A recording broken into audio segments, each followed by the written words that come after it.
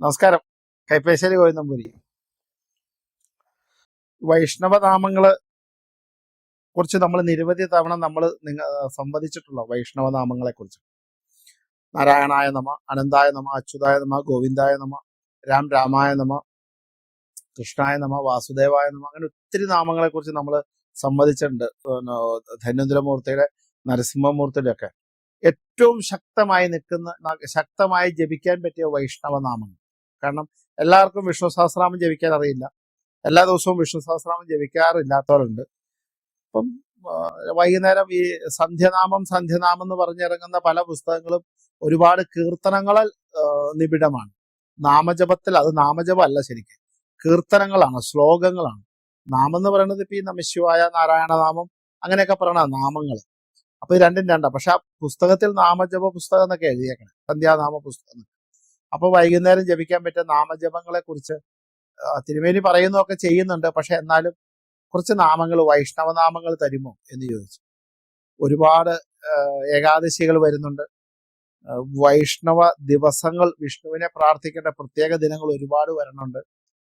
അപ്പൊ ആ ദിവസങ്ങളിലൊക്കെ പ്രത്യേകമായി പ്രാർത്ഥിക്കുക. വ്യാഴാഴ്ചകളിൽ നാമം ജപിക്കാനായിട്ട്, ബുധനാഴ്ച കുട്ടികൾക്ക് വിദ്യാഭ്യാസത്തിന് ജപിക്കാൻ വേണ്ടിയിട്ട്, വ്യാഴാഴ്ച സന്താനങ്ങൾക്കും ഐശ്വര്യത്തിനും ജപിക്കാൻ വേണ്ടിയിട്ട് ഒക്കെ വൈഷ്ണവനാമങ്ങൾ ധാരാളം പറഞ്ഞു തരുമോ നമുക്ക് ജപിക്കാൻ എന്ന് ചോദിച്ചു. ഇപ്പൊ 2025 എന്ന് അദ്ദേഹം ചോദിച്ചു എങ്കിലും നമുക്ക് വളരെ ശക്തമായി നിൽക്കുന്ന ഗുണങ്ങളെ പ്രദാനം ചെയ്യുന്ന 24 വൈഷ്ണവനാമങ്ങൾ, അതിനെക്കുറിച്ചാണ് ഞാൻ പറയുന്നത്. അതായത് എന്താ പറയുക, ഐശ്വര്യത്തെയും സമാധാനത്തെയും സന്തോഷത്തെയും സന്താനത്തെയും സമ്പത്തിനെയും എല്ലാം തരികയും, അതുപോലെ തന്നെ ജീവിതത്തിൽ ഉത്തരോത്തര അഭിവൃദ്ധി തരികയും, എല്ലാവിധ കഷ്ടതകളും മാറ്റുന്ന ഒരു 24 വൈഷ്ണവനാമങ്ങൾ നമുക്ക് ജപിക്കാൻ പറ്റിയത്. കാരണം പലർക്കും ശരിക്കും പറഞ്ഞിട്ടുള്ളത് അവർ നാമം ജപിക്കാനുണ്ടെങ്കിലും പല നാമങ്ങളും അവർക്ക് അറിയില്ല, അങ്ങനെ ഒരു ഇതും കൂടെ ഉണ്ട്. അപ്പൊ വൈഷ്ണവനാമങ്ങൾ ഇപ്പൊ ഇത് എന്താ പറയണേ, ഓരോ നാമങ്ങളായിട്ടാണ് ജപിക്കേണ്ടത് 24 തവണ. പിന്നെ വീണ്ടും ഒന്നോടെ ആവർത്തിക്കാം, പിന്നെ 3 തവണ ആവർത്തിക്കാം, 7 തവണ ആവർത്തിക്കാം, 12 തവണ ആവർത്തിക്കാം. നമ്മുടെ സമയം പോലെ ചെയ്തോളൂ. രാവിലെ ജപിക്കാം, വൈകുന്നേരം ജപിക്കാം, നട്ടുച്ചയ്ക്കും ഓഫീസിൽ ഇരിക്കുമ്പോൾ ഒന്നും ജപിക്കാൻ നിൽക്കണ്ട. അത് നമ്മുടെ ഒരു ഈശ്വര ചൈതന്യം ഉൾക്കൊള്ളുന്ന സ്ഥലത്ത് വെച്ച് ജപിക്കാം, അതിനൊന്നും വിരോധമില്ല. ഓരോ നാമങ്ങളും ഞാൻ സ്ക്രീനിൽ എഴുതി കാണിക്കുന്നതാണ്. അപ്പം എന്നും വൈഷ്ണവ നാമജപത്തെ കുറിച്ച് പറഞ്ഞാല്, കാരണം അതിനെക്കുറിച്ച് പറയുമ്പോൾ തന്നെ നമുക്കൊരു പ്രത്യേകത അനുഭവപ്പെടാം. നമ്മുടെ എന്താ പറയണേ, ജീവിതത്തിനകത്ത് നമുക്ക് സമ്പൽ സമൃദ്ധമായി നിൽക്കുന്ന, സമാധാനപരമായി നിൽക്കുന്ന, സന്തോഷത്തിന്റെ, ഐശ്വര്യത്തിന് കാരകൻ ആരാണെന്ന് വെച്ചാൽ സ്ഥിതിയുടെ കാരകനായ മഹാവിഷ്ണു. സ്ഥിതിയുടെ കാരകനായി നിൽക്കുന്ന മഹാവിഷ്ണു ആണെന്ന് പണ്ട് തൊട്ട് പ്രതിപാദിച്ചിട്ടുണ്ട്. ഒരു ജാതകം എടുത്താലും അതിനകത്ത് വ്യാഴത്തിന്റെ പ്രീതിയാണ് ഒരാൾക്ക് ഐശ്വര്യത്തെ നൽകുന്നത്, ബുധന്റെ പ്രീതിയാണ് വിദ്യ, ജ്ഞാനത്തിനെ, തൊഴിലിനെ, അറിവിനെ നൽകുന്നത്. അപ്പൊ വൈഷ്ണവ പ്രീതി കൊണ്ട് ശരിക്കും ഒരു പരിധി വരെ ജീവിതത്തിലെ ദുഷ്കൃതങ്ങളെ മാറ്റി സുഹൃതത്തെ ഉണ്ടാക്കി, എന്നുവെച്ചാൽ ദുഷ്കൃതങ്ങളായി നിൽക്കുന്ന വിഷയങ്ങളെ മാറ്റി സുഹൃതത്തെ ഉണ്ടാക്കാനും, കുട്ടികളുടെ നന്മയ്ക്ക് വേണ്ടി ഏറ്റവും ജപിക്കാൻ പറ്റുന്ന നാമജപങ്ങളിൽ വൈഷ്ണവ നാമജപങ്ങളാണ്. സമ്പൽ സമൃദ്ധിക്കും ഐശ്വര്യത്തിനും ഏറ്റവും കേമായി നിൽക്കുന്ന വൈഷ്ണവ നാമജപങ്ങളാണ്. വൈകുണ്ഠനാഥനായി നിൽക്കുന്ന ഗുരുവായൂരപ്പനെ സ്മരിക്കുന്നതാണ് സർവാഭീഷ്ടവും സമ്പൽ സമൃദ്ധി എന്നുള്ളതൊക്കെ നടാടെ അറിയാവുന്നതാണ്, നമുക്ക് എല്ലാവർക്കും അറിയുന്നതാണ്, നമ്മൾ ചെയ്ത് പരിചിതമാണ്, നമുക്ക് അതിനെക്കുറിച്ച് കേമായിട്ട് അറിയാം. അപ്പൊ അതുകൊണ്ട് തന്നെ വൈഷ്ണവ നാമജപത്തിനുള്ള പ്രത്യേകത എന്ന് പറഞ്ഞാൽ ഒട്ടും കുറവല്ല, ജീവിതത്തിൽ അഭിവൃദ്ധിക്ക് ഏറ്റവും കേമത്തമാണ്. അതുകൊണ്ട് തന്നെ അതിന് ശക്തിയുണ്ട്. അതിനകത്ത് നമ്മുടെ ആ ഒരു നമ്മുടെ മുഴുവനുള്ള ഒരു പോസിറ്റീവ് എനർജിയുടെ നിറഞ്ഞ കലവറ തന്നെയാണ് വൈഷ്ണവനാമം. അപ്പൊ ജപിക്കുന്നതും വൈഷ്ണവ ഉപാസന ചെയ്യുന്നതും ജീവിതത്തിൽ ഒരു മഹാഭാഗ്യം തന്നെയാണ്. വൈഷ്ണവ ഉപാസന എന്ന് പറഞ്ഞാൽ തന്നെ ഒരു ഭാഗ്യമാണ്. അദ്ദേഹത്തെ സ്മരിക്കുന്നതും കേൾക്കുന്നതും കാണുന്നതും അറിയുന്നതും ഏറ്റവും നന്മയുടെ ഒരു ഭാഗമാണ്.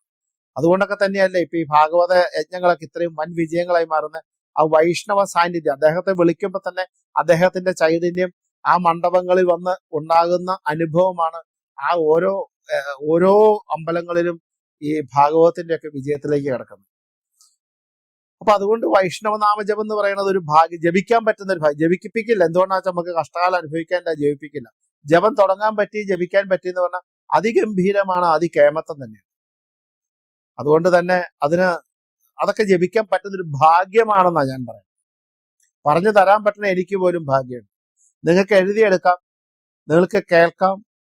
ഒന്ന് ശ്രദ്ധിച്ചോളൂ. 24 ഉരുവാണ്. ജീവിതത്തിൽ നിങ്ങൾക്ക് എന്താണോ നേടേണ്ടത്, നിങ്ങൾക്ക് നേടേണ്ട ഐശ്വര്യം എന്താണോ, നിങ്ങൾ എന്താണോ ആഗ്രഹം, ആ ആഗ്രഹപൂർത്തീകരണം ജപിക്കേണ്ട വൈഷ്ണവനാമം അതാണ്. അങ്ങനെയാണ് ഞാൻ പറയാൻ ആഗ്രഹിക്കുന്നത്. നോക്കിക്കോളൂ. കേശവായ നമ, നാരായണായ നമ, മാധവായ നമ, ഗോവിന്ദായ നമ, വിഷ്ണുവേ നമ, മധുസൂദനായ നമ, ത്രിവിക്രമായ നമ, അമാനായ നമ, ശ്രീധരായ നമ, കൃഷികേശായ നമ, പത്മനാഭായ നമ, ദാമോദരായ നമ, സംഘർഷണായ നമ, വാസുദേവായ നമ, പൃഥ്വിജ്ഞായ നമ, അനിരുദ്ധായ നമ, പുരുഷോത്തമായ നമ, അദോക്ഷജായേ നമ, നരസിംഹായ നമ, അച്യുതായ നമ, ജനാർദ്ദനായ നമ, ഉപേന്ദ്രായ നമ, ശ്രീഹരയേ നമ, ശ്രീകൃഷ്ണായ നമ. ശ്രീകൃഷ്ണനിൽ അവസാനിക്കുകയാണ്. എല്ലാ അവതാരങ്ങളെയും ഉൾപ്പെടുത്തിയിട്ടുണ്ട്. എല്ലാ അവതാര ഭാഗങ്ങളെ ഉദ്ദേശിച്ചിട്ടുണ്ട്. 12 നാമങ്ങൾ വന്നിട്ടുണ്ട്. എല്ലാം കൂടെ ചേർന്നതാണ്. അതിഗംഭീരമാണ്, അതികേമാണ്. നിങ്ങൾക്കിത് ഒരാവർത്തി ജപിക്കാം, 2 ആവർത്തി ജപിക്കാം, 3 ആവർത്തി ജപിക്കാം. അങ്ങനെയൊന്നും ജപിക്കുന്ന അവനവന്റെ സമയം പോലെ. 3, 7, 11, 12, 21, 36, 44, 108 ഇതിലേത് വേണമെങ്കിലും എടുക്കാം. സമയമുണ്ടെങ്കിൽ 108 വരെ ജപിക്കാം. എല്ലാ ഭഗവാന്മാരുടെ അനുഗ്രഹം വന്നിട്ടുണ്ട്, എല്ലാ അവതാരങ്ങൾ വന്നിട്ടുണ്ട്. അതുകൊണ്ട് തന്നെ അത് വൃത്തിയായി ചെയ്യാൻ പറ്റുന്നത് വളരെ കേമത്വം തന്നെയാണ്. അത് അതിഗംഭീരം തന്നെയാണ്.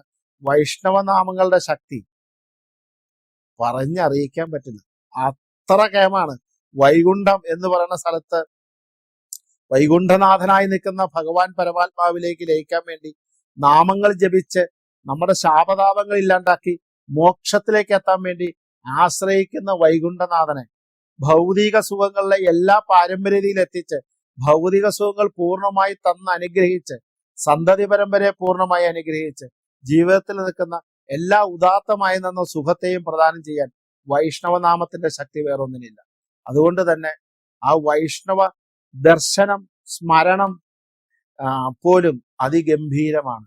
അതുകൊണ്ട് ശീലമാക്കുക വൈഷ്ണവനാമങ്ങൾ. നമസ്കാരം. ഗോവിന്ദ.